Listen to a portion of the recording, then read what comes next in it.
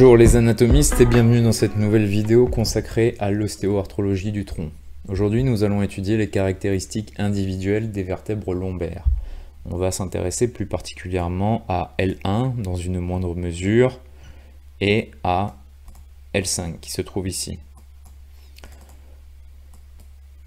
Refaisons une courte description des caractéristiques générales des vertèbres lombaires. On va y retrouver un corps volumineux, massif et réniforme. Vous avez les apophyses transverses costiformes avec le tubercule accessoire. Et vous pouvez voir également le tubercule mammillaire sur les apophyses articulaires. Et on va y retrouver un foramen vertébral triangulaire. Au niveau de L1, pas grand chose à dire, mis à part que ces apophyses transverses sont peu développées par rapport à ses grandes sœurs. Si nous nous déplaçons vers le bas, on va retrouver ici L5, qui est la dernière vertèbre lombaire, et qui va, comme vous le voyez, s'articuler avec le sacrum. C'est la vertèbre centrale de la charnière lombo-sacrée, qui comprend L4, L5 et le sacrum. Elle a une situation mécanique particulière. On va enlever ça. En effet, L5 et S1 représentent une faiblesse de la colonne vertébrale. C'est une zone de transition entre un élément rigide, le sacrum, et un élément mobile, qui est la colonne vertébrale lombaire. La raison est l'inclinaison de la base du sacrum. Vous pouvez voir qu'il est incliné comme ça par rapport à l'horizontale. Le corps de L5 a tendance à glisser vers l'avant et le bas, ce qui explique des pathologies telles que la spondylolisthésis lombaire. Isolons L5.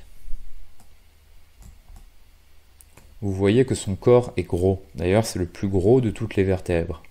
Il est plus épais dans la partie antérieure que dans la partie postérieure, qui est due à la courbure de la colonne.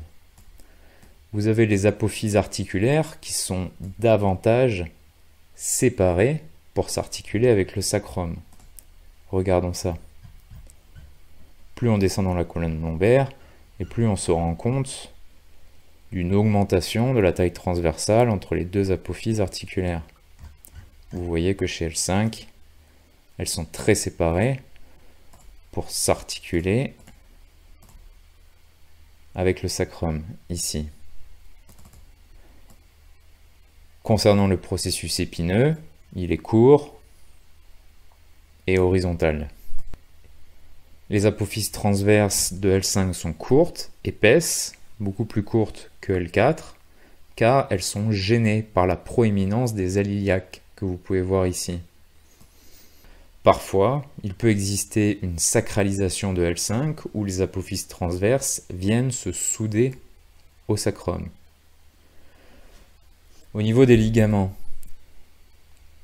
l'apex des transverses donne insertion au ligament ilio-lombaire inférieur, qui va s'insérer jusqu'au niveau de la lèvre interne de la crête iliaque. Ce ligament a également une partie supérieure qui vient se tendre entre l'apophyse transverse de L4 et la crête iliaque. C'était tout pour cette vidéo, merci de m'avoir suivi, à bientôt.